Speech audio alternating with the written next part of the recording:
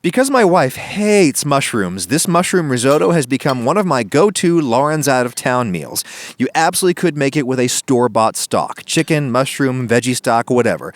But when I have the time, I do like to make my own mushroom stock for this. You could use any mushrooms. I'm using creminis, and I do think you want 8 ounces or a quarter kilo per portion. The mushrooms are the main event here, and I'm making 2 big portions of risotto. Every mushroom comes with a part from which you can make stock, the stem. You're probably going to take this out or at least trim it anyway. You might as well make stock with it.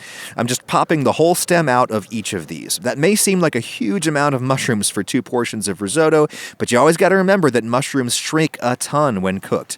All right, now those caps I'll just put back in their containers and forget about for the moment. Cultivated mushrooms like these have very little dirt on them, and it's not even sandy dirt, it's just pasteurized compost. But if you want to wash it off, you can, no matter what anyone says. Yes, mushrooms will absorb water, but they're already full of water, and we're going to cook that water out so that we can brown these.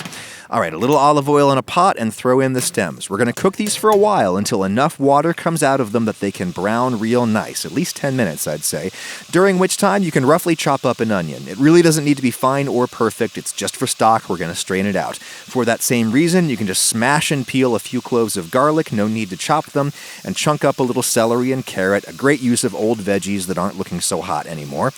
In those go with the mushrooms to get a little color on them. Yes, this is really a mushroom and veggie stock. It'll taste like onion at least as much as it tastes like mushroom, and that's just fine. If you want more mushroomy flavor, you'll need to waste more mushrooms. Dried ones are especially good for broths, but I think this will be perfect for risotto. Everything is well covered in water now, and I'll just throw a couple of bay leaves in out of blind faith that they will actually do something.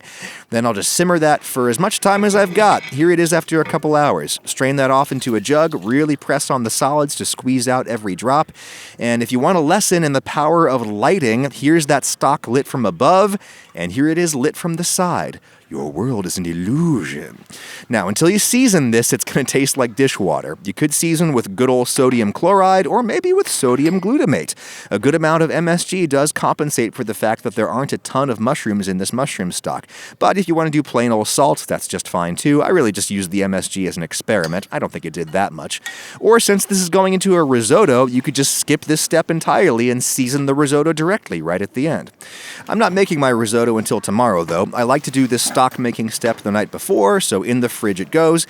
And before I go to bed, I've got to scan my grocery receipt with my phone because I'm using Fetch Rewards, the sponsor of this video, and the easiest way to save money on groceries and all kinds of things.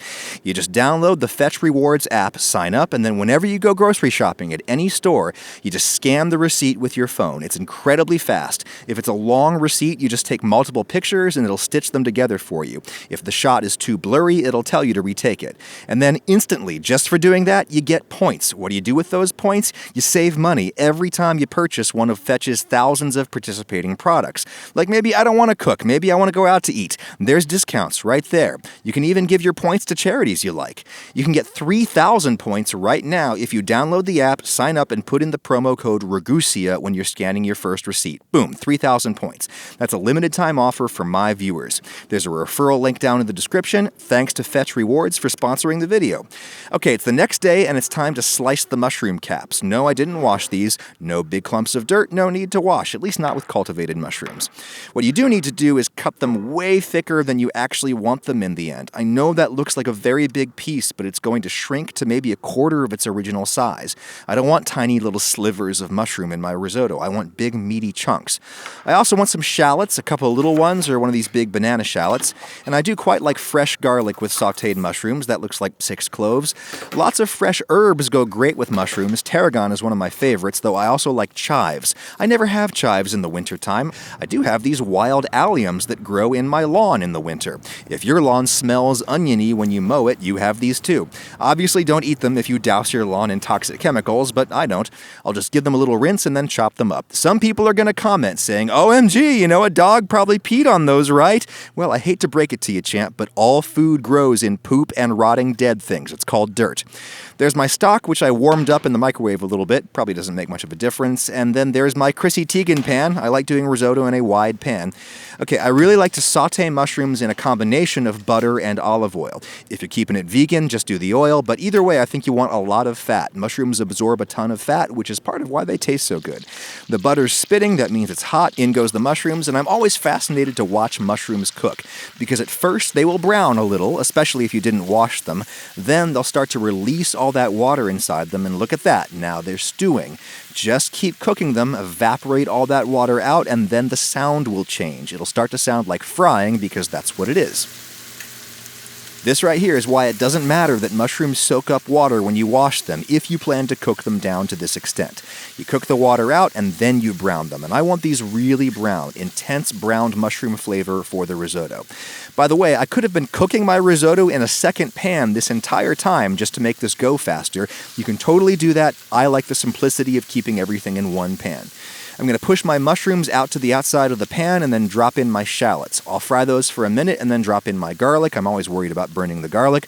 I'll stir everything around, let those aromatics cook for a second to let the mushrooms soak up the flavor, then make another well in the center and drop in a cup of risotto rice. Half a cup or 100 grams per person, I say. This is arborio, though I prefer violone nano when I can get it.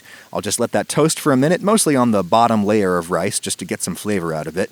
Then I'll mix everything together, and this is when traditionally you would deglaze with white wine. You could totally do that, that'd be delicious, but I'm going to deglaze with cognac, because I think the combination of mushrooms and brandy is pretty dynamite. Speaking of dynamite, be careful if you're using a gas stove. This could ignite. All right, so at this point when I'm making risotto, I usually just pour in a good amount of stock, more than cover the rice, and just let it cook for a while by itself. I start doing the whole stock little by little thing toward the end. Another reason people might cook the mushrooms in a separate pan might be to keep the rice relatively white. That is not a thing I care about. All right, it's looking kind of dry, so in goes a little bit of stock and stir. Looking dry, a little bit of stock, then stir. It should take no more than 20 minutes from the time at which you put in the rice. I started with like 3 cups of stock, I think, which ended up being not quite enough for this much risotto, so I'm just switching to water at the end here. It was arbitrary how much water I put into the stock in the first place, so I don't see this as being a deal.